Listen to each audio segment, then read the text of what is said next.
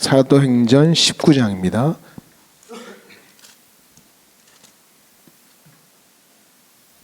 사도행전 19장 1절부터 10절까지 말씀을 보시겠습니다.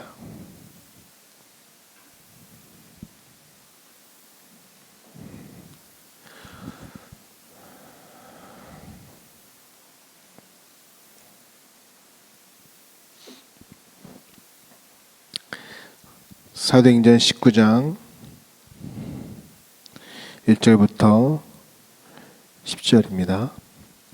아볼로가 고린도에 있을 때에 바울이 이지방으로 다녀 에베소에 와서 어떤 제자들을 만나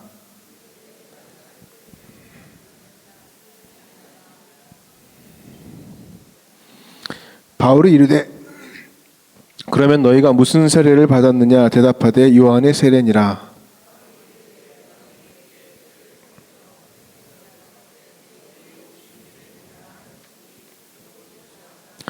그들이 듣고 주 예수의 이름으로 세례를 받으니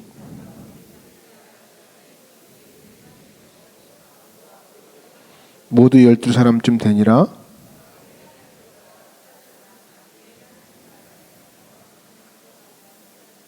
어떤 사람들은 마음이 굳어 순종하지 않고 무리 앞에서 이 도를 비방하거늘 바울이 그들을 떠나 제자들을 따로 세우고 드라노 성원에서 날마다 강론하니라. 두 해 동안 이같이 하니 아시아에 사는 자는 유대인이나 헬라인이나 다 주의 말씀을 듣더라. 아멘. 할렐루야. 서로 앞뒤로 인사하겠습니다. 성령 충만 받으세요. 네, 성령으로 충만하십시오. 네. 제가 가끔 신앙을 횟집에 비유할 때가 참 많은데요. 횟집에 가면 회 코스를 시켜놓고 먹잖아요. 그러면 처음에 나오는 게 일본은 안 나온다고 그래요. 우리나라는 나온다고 하더라고요. 스키다시가 나옵니다. 스키다시 보통 뭐가 나와요? 네? 읊어보세요. 다 빨리 아시잖아요. 뭐 멍게 이런 것도 나오고 그죠? 그 다음에 뭐 오징어 회 같은 것도 나오고 샐러드 같은 거 나오고 그러니까 달콤하고 달달하고 자극적인 것들이 좀 나와요. 콘치즈 이렇게 해가지고 그거 나오고. 예. 그래서 그거 먹다가 시컷 먹고 이거 콘치즈 맛있으니까 하나 더 주세요 해서 먹고 회를 먹으면 맛있어요 없어요? 회를 먹으러 왔는데 스키다시로 다 조지고 없어. 끝이야. 예, 배불러가지고. 예. 신앙생활이 이럴 수 있다는 거예요. 스키다시만 먹다가 끝나는. 근데 오늘 그 이야기를 하고 있습니다. 성도들이 신앙생활에 있어서 스키다시에만 만족하는 사람이 있습니다. 본게임은 경험도 못 해본 거죠. 어찌 보면 오늘 이 본문이 신앙생활의 본게임에 대한 이야기일 수 있습니다. 바울의 전도 여행이 1차부터 3차 그리고 4차까지 이르기까지 오랜 기간 이제 지속이 되거든요. 오늘 이 본문의 배경이 되는 이 아볼로가 있는 에베소 지역은요, 바울이 2차 전도 여행 때 세워진 교회입니다. 그리고 3차에 다시 방문한 거예요. 그리고 교회를 점검하고 믿음을 다지는 과정을 담고 있습니다. 그러니까 신앙생활의 단계로 치면 양육의 단계라고 말할 수가 있는 거예요. 우리가 전도를 하면 영적 탄생, 거듭남이라고 하지 않습니까? 예수 믿게 돼요. 거듭남. 그럼 이제 애가 되는 거죠. 자라야 되는 거죠. 그러니까 애가 태어나도 끝이 아니잖아요. 양육해야 될 거 아니겠습니까? 믿음도 마찬가지, 신앙도 마찬가지라는 거예요. 그래서 이 바울의 전도 여행을 가만히 살펴보면 다 의미가 있어요. 1차 전도 여행은 목적이 뭐냐면 유대인에게서 이방인에게 복음이 전해지는 거예요. 이게 굉장히 센세이션한 이야기죠. 그리고 2차는 뭐냐면 전도했던 지역으로 다시 이제 그 지역의 더 큰 확장이 일어나는 거죠. 그래서 아시아에서 유럽으로 바뀌어지는 거죠. 그게 2차예요. 3차는 뭐냐면 다시 이제 전도여행했던 예전에 처음에 교회를 세웠던 곳을 다시 돌아보면서 거기를 다시 점검하고 믿음을 다져나가는 양육의 단계라고 볼 수가 있는 것입니다. 그래서 오늘 본문의 무대가 바로 이 바울이 2차 전도여행 때 세웠던 에베소 교회를 방문해서 3차 전도여행으로 다시 와서 믿음을 굳건히 세워가는 그러한 단계라고 볼 수가 있는 거죠. 근데 오늘 본문의 무대가 아볼로가 목회하는 교회거든요. 그러니까 아볼로가 어떤 사람이냐? 18장에 나와 있는데 아볼로가 굉장히 스펙이 좋은 사람이에요. 성경적인 지식이 탁월한 사람이었잖아요. 사도행전 18장 24절에 보면 알렉산드리아에서 난 아볼로라는 유대인이 에베소에 이르니 이 사람은 언변이 좋고 성경에 능통한 자라. 그러니까 스펙이 좋은 거야. 지식이 좋은 거야. 여기서 뭘 할 수 있습니까? 근데 성령을 알지 못했다고 그랬어요. 그러니까 영적인 실력은 학문적인 실력과 다르다는 거죠. 이 양육이라는 것이 스펙으로 안 된다는 거예요. 스펙에는 한계가 있다는 겁니다. 그래서 아볼로 같은 사람들이 우리 가운데 많을 수 있습니다. 거기서 만족해버리는 거죠. 그러니까 결국 뭐냐면 하늘의 은혜를 경험하고 하늘의 은혜를 받지 않으면 안 된다는 거, 이걸 말해주고 있다는 것입니다. 그러니까 성도는 더 깊은 자리로 나아갈 수 있는 그런 도전과 신앙이 필요하다는 거예요. 그래서 오늘 본문의 키워드가 뭔가요? 3차 때 와서 물어보는 게 뭡니까? 너희가 믿을 때에 성령을 받았느냐? 너희가 믿을 때에 성령을 받았느냐? 왜 이걸 바울이 물을까요? 성령 받는 데까지 가는 게 이 양육의 목적이라는 거예요. 꼭 거쳐야 되는 단계라는 이야기죠. 그래서 오늘 본문 한번 읽어보겠습니다. 1절과 2절 말씀 같이 읽어봐요. 시작.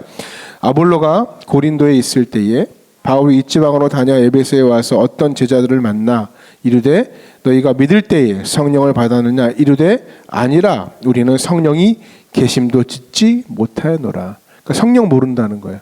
예수는 믿는데 성령 모른다. 이럴 수 있어요? 없어요? 있을 수 있습니다. 지금 바울이 아볼로 없을 때 에베소에 갔어요. 에베소에 갔더니 어떤 제자들 만나는데 거기서 교제 나누다 보니까 뭔가 이상해요. 그런 거 있잖아요. 뭔가 약간 분위기가 영적으로 좀 이상한 게 있다고. 뭔가 좀 빠진 것 같아. 2%좀 부족한 것 같아. 뭔가 이게 나사가 좀 빠진 것 같은 느낌을 받은 거예요. 그래서 궁금해서 물은 게 아니라 이상해서 물어본 거죠. 뭐라고요? 너희가 예수 믿는데 성령 받았느냐? 그런데 뭐라 그럽니까? 그런 거 듣지도 못했다고. 그런 거 전혀 모르고 살았다고. 여러분 오늘 우리가 본문 통해서 신앙생활하면서 깨달을 게 우리에게 있는 문제일 수도 있다는 거예요. 이 문제가. 우리 자녀의 문제일 수도 있고요. 우리 청년들의 문제일 수도 있고요. 우리의 내 문제일 수도 있다는 것입니다. 믿는 건 다 믿잖아요. 다 믿잖아요. 그죠? 예수 믿죠? 예, 여기 가까운 절에 다니시는 분 없잖아요. 다 예수 믿는 분. 예. 근데 뭐라고 믿냐면 믿을 때 성령 받았느냐 그래요. 믿을 때. 예. 그러니까 믿을 때 성령 받았냐 그러면 모르겠는데 그 정확하지 않은데 모르겠는데 예. 아닌 것 같은데 뭐 이런 게 문제가 있다는 것입니다. 여기서 분명히 깨달아야 할 것은 뭐냐면 성도는 아까 양육에 대한 이야기인데 양육하는 과정에서 양육이 뭐냐면 결국에는 성령 받는 데까지 나아가는 거예요.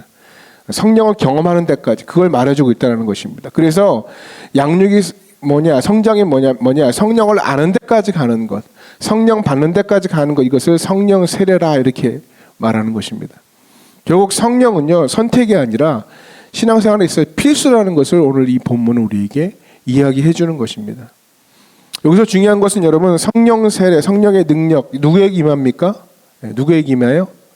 잘생긴 사람한테 임해요? 그러면 저한테는 절대 임하지 않았을 것입니다. 모두 마찬가지죠. 근데 여러분 믿는 자에게 맞아, 그죠? 믿는 자에게. 그러니까 믿을 때 성령 받았냐 그러잖아요. 믿을 때, 그죠? 믿는 자에게. 이거를 좀 구분한다 하면 우리가 어떻게 구원받습니까? 영접하면 구원받아요. 그죠? 영접하면. 이거 이제 기초로 다시 한번 돌아가 봅시다. 영접하면 구원받죠. 그러니까 예수님을 나의 구주로 영접하면 구원받아요. 요한복음 1장 12절 같이 읽어봐요. 시작. 영접하는 자, 곧 그 이름을 믿는 자들에게는 하나님의 자녀가 되는 권세를 주셨으니. 영접해요. 그 이름 예수 그리스도를 구원자이신 예수 그리스도를 영접하는 거야. 메시아이신 예수 그리스도를 영접하는. 그럼 영접이 뭐예요? 영접. 예? 영접이 뭡니까? 요한계시록 3장 20절 말씀 같이 읽어봐요. 시작.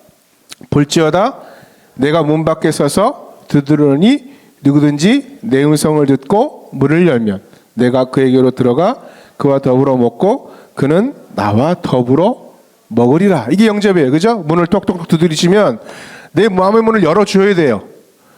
예수님은 그냥 안 들어오세요. 물어보세요. 또 들어가도 너 삶에 들어가도 돼? 너의 삶의 중심에 들어가도 돼? 그때 문을 여는 거예요. 문을 열고 들어오시면 식구가 되는 거죠. 가족이 되는 거죠.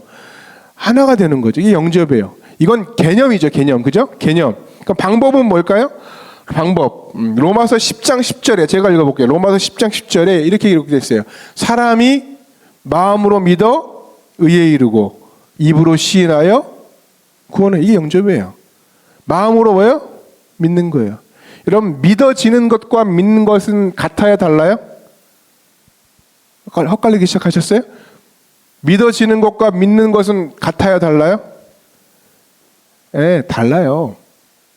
믿어지지 않는데 믿을 수 있어요.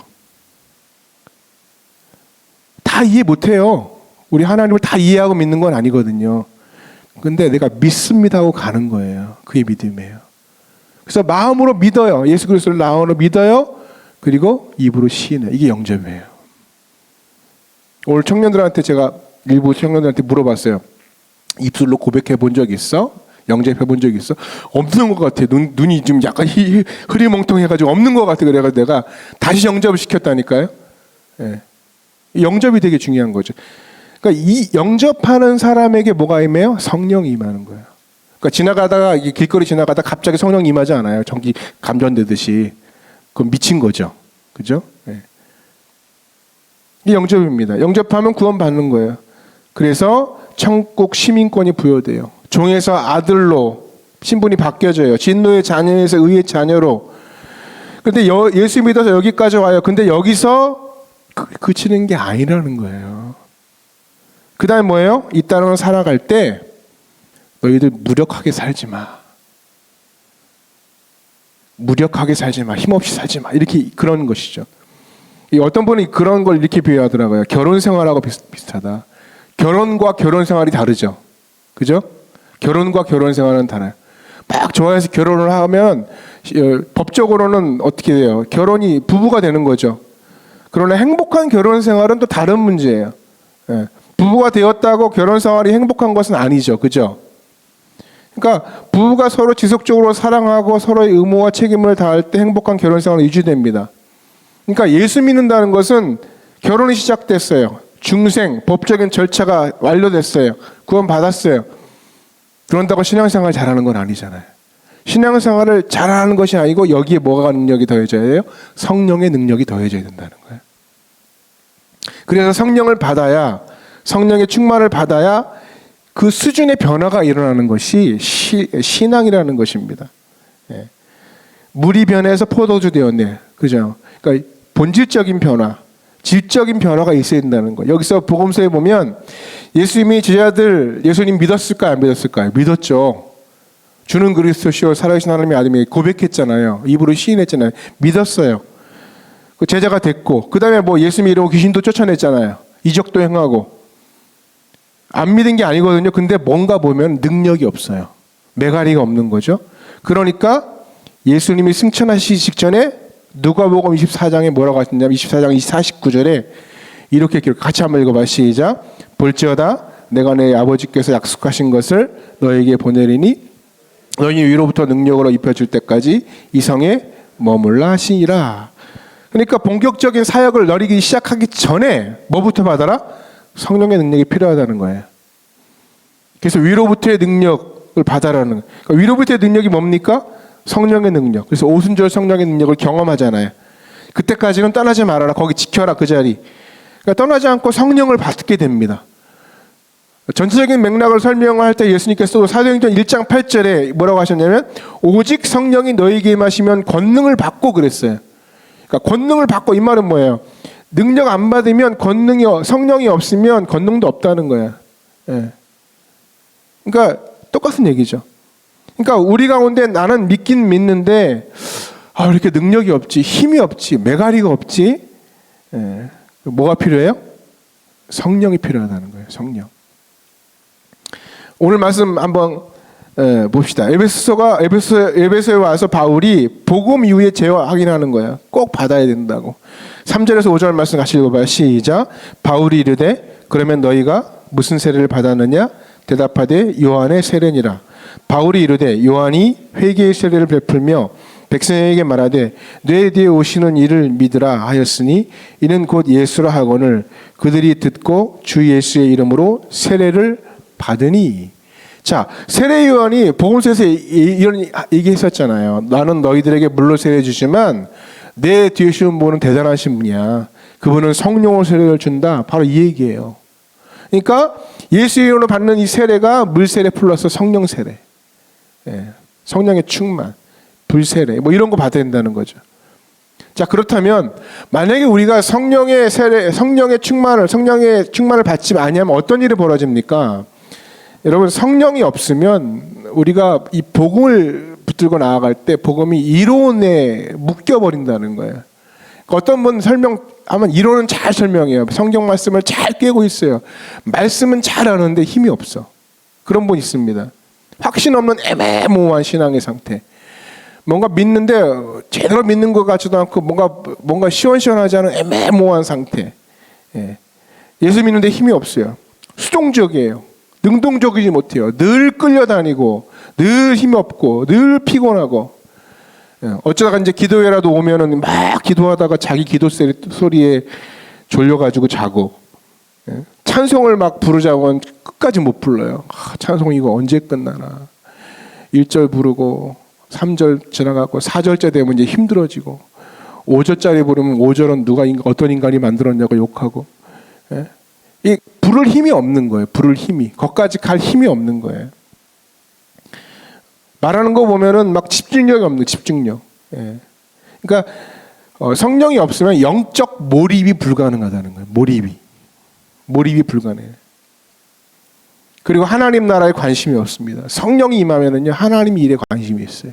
하나님의 뜻에 관심이 있어요. 하나님의 일에 관심이 있어요. 근데 사람들은 막 모아가지고 세상 살아가는 이야기, 주식 이야기하고 정치 이야기하고 모여가지고 성령이 없는 거예요. 한 단반 늘어놓고. 그게 성령이 없는 특징입니다. 하나님 앞에 눈물이 없습니다. 그런데 늘 삶의 불안을 달고 살아요. 예수 믿으면서. 겨우 신앙생활을 해요. 근데 삶을 보면 내가 주인이에요. 되게 이성적이고 상식적으로 사는데 그 루틴을 벗어나지를 못해요. 거기에 묶여버리는 거죠. 그대로 반복하면서. 그냥 간신히 구원받고 사는 인생.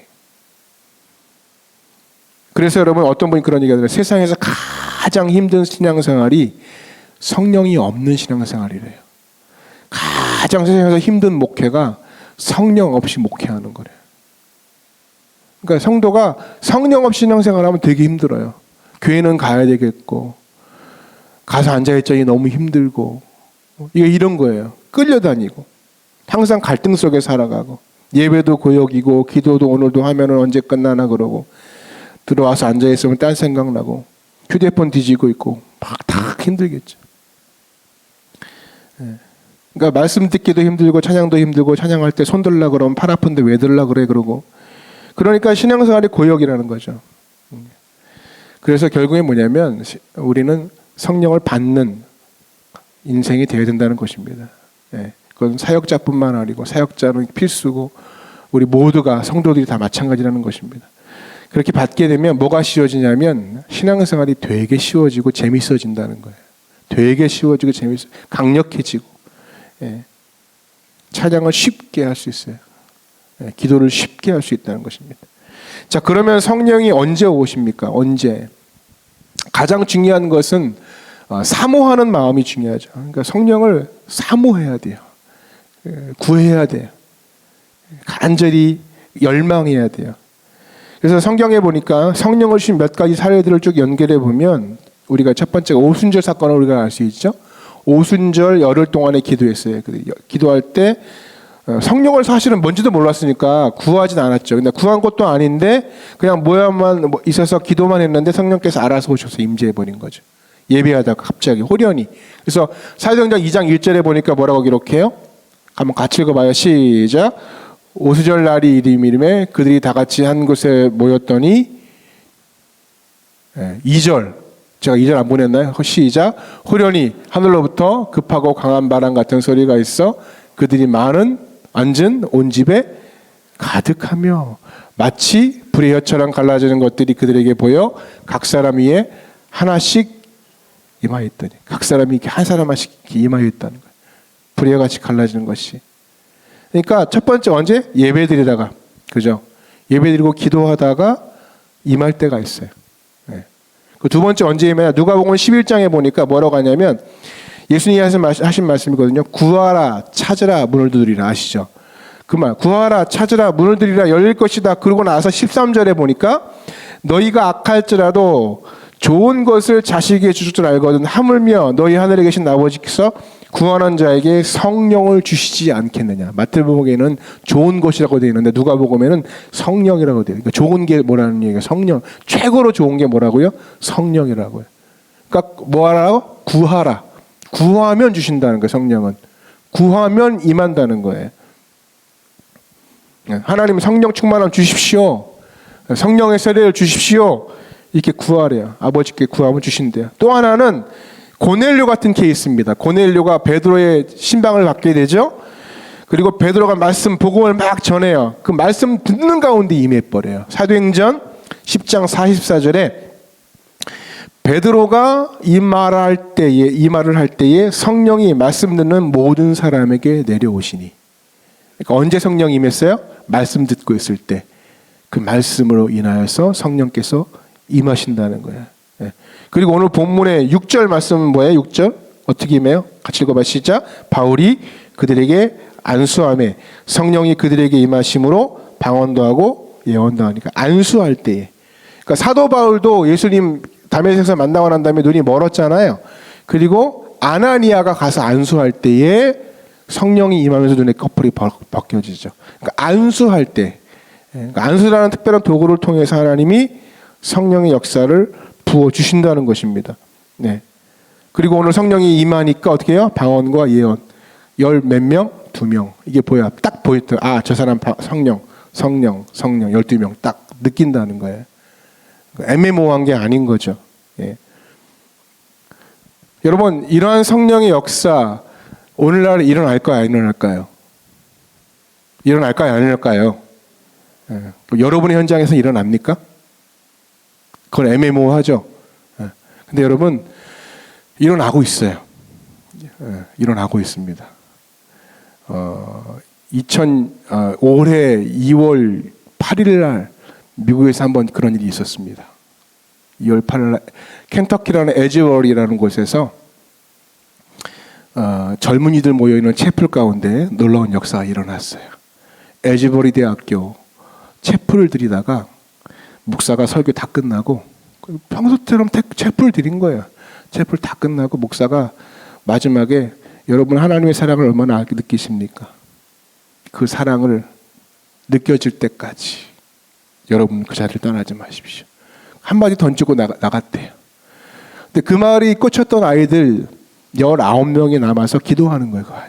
다 가고 19명 남아서 기도 막 하고 있는데 갑자기 묘한 어떤 뭔가의 그 충만함이 임하는 거예요. 한 아이가 막 자기 죄를 고백하기 시작하면서 그 안에서 막 회개 역사가 일어나는데요. 기도가 들불처럼 번지면서 이것이 SNS를 타고 번지기 시작하는데 사람들이 몰려들기 시작하는 거예요. 예배 그 처소로. 매스컴을 타고. 입으로 말하는 것보다 영상을 보시는 게 나을 것 같습니다. 영상 보시죠.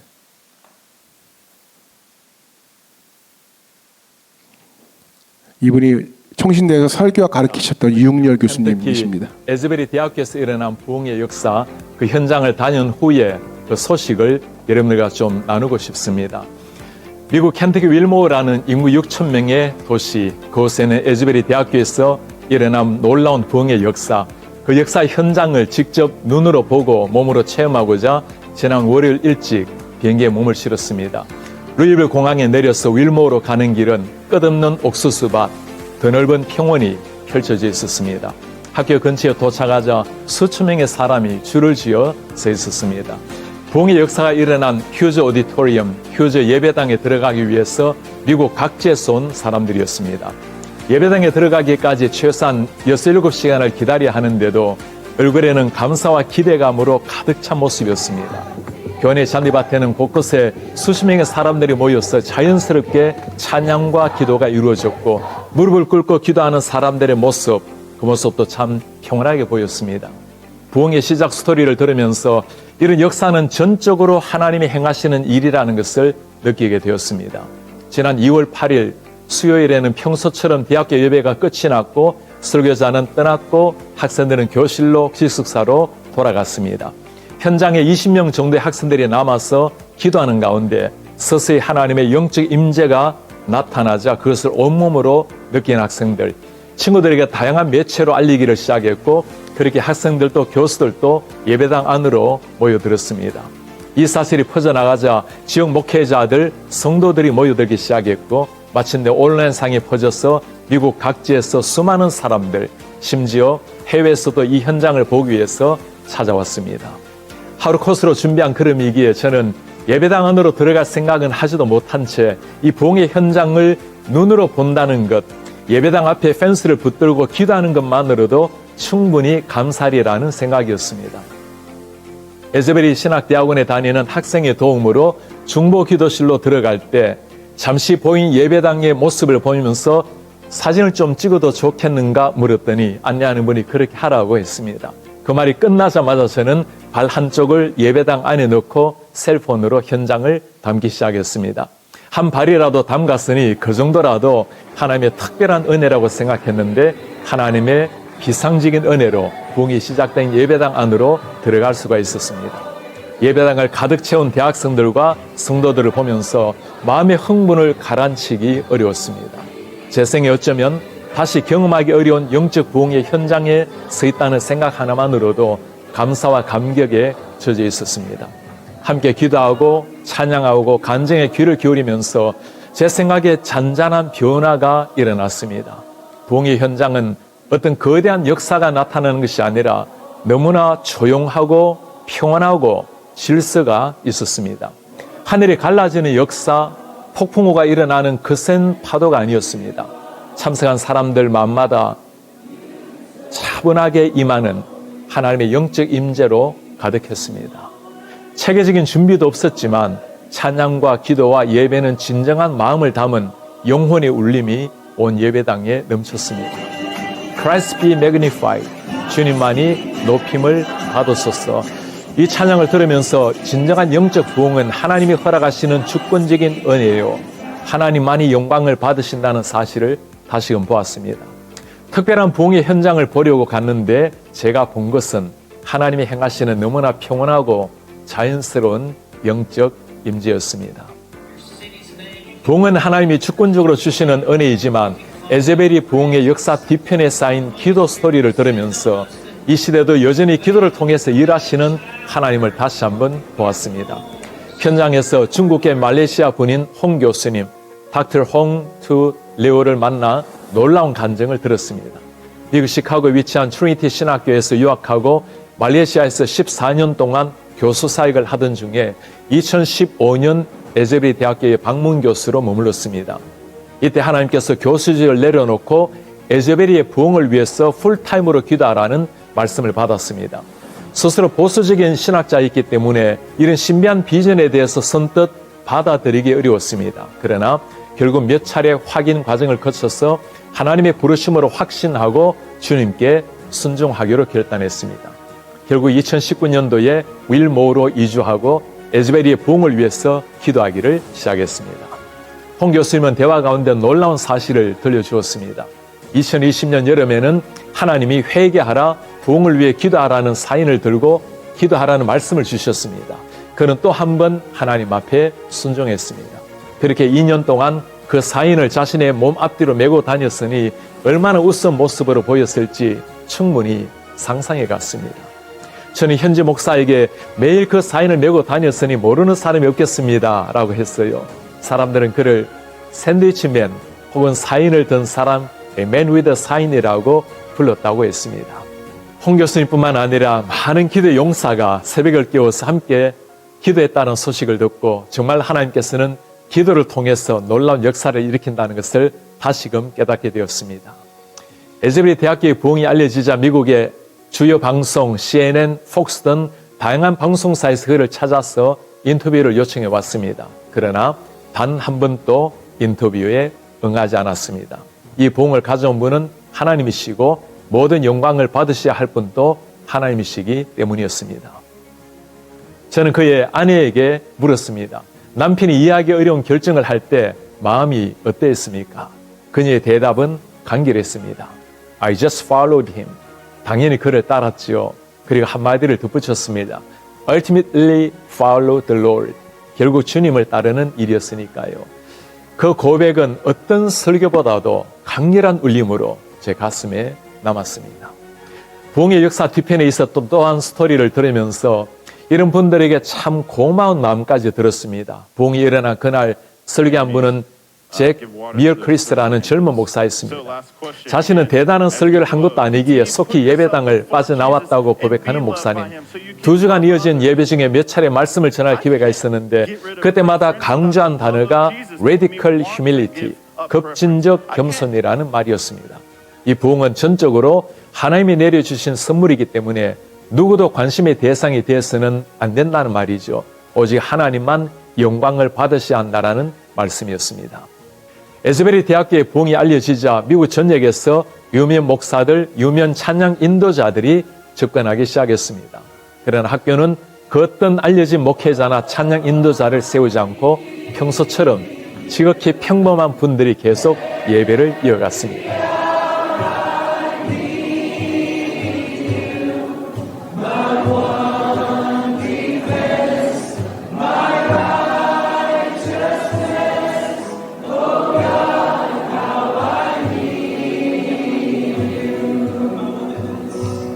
이제 거룩한 부흥의 불길이 미국의 다른 대학교에 번져서 지속적인 예배가 일어나고 회개와 기도 행진이 멈추지 않고 있습니다.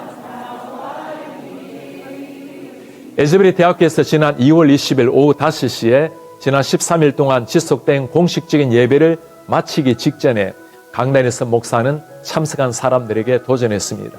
이제 여러분이 서 있는 자리에서 삶 속의 부흥의 전달자, 캐리어가 되라고 요청했을 때 예배당을 가득 채운 사람이 모두가 일어나서 주님께 결단의 마음을 드렸습니다. 저도 그 자리에서 일어나 제가 서 있는 곳, 섬기는 교회와 미주 한인교회, 한국교회와 미국교회 모든 곳에 하나님의 부흥이 임하도록 간절한 마음으로 기도했습니다. 켄터키의 작은 시골에 있는 한 대학교에서 일어난 하나님의 역사, 그 현장을 다녀오면서 제 가슴에 깊이 새겨진 한 가지 가르침은 이 부흥의 한복판에 계신 분은 오직 하나님 한 분이라는 사실이었습니다. 겸손히 말씀을 전한 사람, 오랜 세월 눈물겨운 기도로 하늘을 울린 사람, 회개 무릎을 꿇고 강단 앞으로 나아간 젊은이들 모든 분을 통해 하나님이 행하신 하나님의 역사라는 사실입니다. 저도 그 부흥의 캐리어가 되고자 하는 열망으로 주님 앞에 엎드립니다. 오 주님, 한국교회와 한인이민교회 그리고 미국교회와 전 세계 열방의 교회가 하나님을 갈망하게 하옵소서. 제 영혼이 하나님을 갈망합니다. 하나님의 영에 사로잡히게 하시고 하나님만으로 저를 채워주십시오. 주님 한 분으로 충분하며 주님의 잔잔한 터치로 온전한 만족을 누립니다. 아멘. 네. 이 부흥은 어떤 인도자가 인도한 것이 아니고 평신도들이 계속 그 기도의 자리를 유지했고 13일간 지속했다고 합니다. 마지막에 설교를 했다고 하니 그 젊은 목회자분이 아내한테 가서 얘기했대요. 오늘 나 설교 죽 썼어. 그러니까 탁월한 논리와 탁월한 말씀으로 전해서 그들이 깨진 게 아니라 전적인 하나님의 역사였다는 것이죠. 그리고 그 뒤에는 그 부흥을 위해서 끝까지 2019년부터 기도한 기도자들이 있었다는 거죠. 저는 이것을 보면서 우리가 기도의 토양을 만들고 그리고 그곳에 성령이 임하시도록 기도하면 분명히 우리의 인생 가운데 우리의 자녀들 가운데 하나님의 놀라운 성령의 역사가 일어날 줄 믿습니다. Z세대들이었잖아요. 우리 지금 청년들하고 똑같은 세대들이 아이들이 그 이 부흥을 경험한 거거든요. 오늘날에도 충분히 하나님의 역사는 우리 삶 가운데 나타난다는 것입니다. 오늘 우리가 사는 시대는 칼불이 많은 시대 아닙니까? 얼마나 영혼이 황폐해 있는지, 얼마나 분노가 쌓여 있는지, 그 상처와 노예, 과거의 노예가 되어 있는 인생 가운데 하나님은 성령을 통해서 그 영혼을 치유하시고 회복시켜 주신다는 것입니다. 저와 여러분이 오늘도 그리고 끊임없이 성령을 구하고 성령의 충만을 추구하며 그것이 그냥 단순히 선택이 아니라 필수로서 하나님의 성령의 임재를 늘 기대하며 나아갈 수 있는, 수련회가 이제 끝났거든요. 여름행사가 끝났으니까 다 끝났다 그러지 않고 이것이 연결됐으면 좋겠습니다. 그 첫날에 13일로 연결되고 그것이 전 대학으로 연결된 것처럼 오늘 우리의 삶에도 그러한 역사가 있기를 간절히 기도하며 축복합니다. 말씀 기억하고 함께 찬양할 텐데요. 우리 성령이 오셨네 하나님 앞에 찬양하고 기도하며 주 앞에 나아가길 원합니다.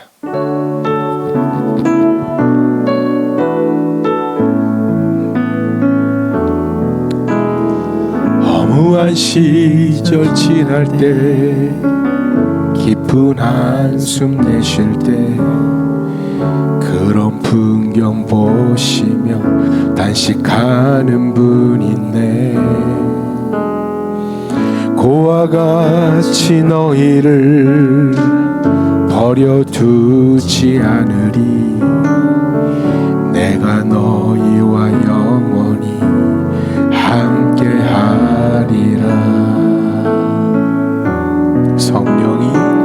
성령이 오셨네. 성령이 오셨네. 내 주에 보내신 성령이 오셨네. 우리 인생 가운데 진히 찾아오셔서 그 나라 꿈꾸게 하시네. 억눌린 자 갇힌 자 자유함이 없는 자 피난처가 되시는 성령님 계시네. 주의 영이 계신 곳에 참 자유가 있다네. 진리의 영이신 성령이 오셨네. 성령이 오셨네. 성령이 오셨네. 내 주에 보내신 성령이 오셨네. 우리 인생 가운데 진히 찾아오셔서 그 나라 꿈꾸게 하신 성령 오시옵소서. 성령이 오셨네. 성령이 오셨네. 내 주에 보내신 성령이 오셨네. 우리 인생 가운데 진히 찾아오셔서 그 나라 꿈꾸게 하시네. 이 시간 함께 말씀 붙들고 기도하실 텐데요. 여러분의 인생은 안녕하십니까? 여러분은 믿을 때 성령을 받으셨습니까? 성령으로 살아가십니까? 혹시 경험으로 얄팍한 믿음의 지식으로 버티고 계시진 않습니까? 제가 이 말씀 붙들면서 제가 그렇더라고요. 경험으로 버티고 있더라고요. 경험으로 사역하려고 하고요. 쌓여진 캐리어 커리어 가지고 일을 하려고 하고요. 지치고 힘들고 무너집니다. 더 깊게 나아갈 수 있는 그 성령을 구하며 나아가는 우리들이 되었으면 좋겠습니다. 하나님 저에게 성령 은혜를 주십시오. 성령의 충만함을 주십시오. 성령의 세례를 주십시오. 그리고 두 번째 기도하겠습니다. 하나님 이 땅의 자녀들 하나님 영적인 믿음의 기도의 토양으로 기도하며 만들겠습니다. 2019년부터 기도했던 그 목회자의 기도처럼 부흥을 갈망하며 기도했던 것처럼 하나님 그렇게 기도하며 이 시대의 자녀들 하나님 성령의 사람으로 바꾸어 주십시오. 이 시간 간절히 고백하며 고백하며 나갑시다. 기도하겠습니다. 하나님 감사합니다.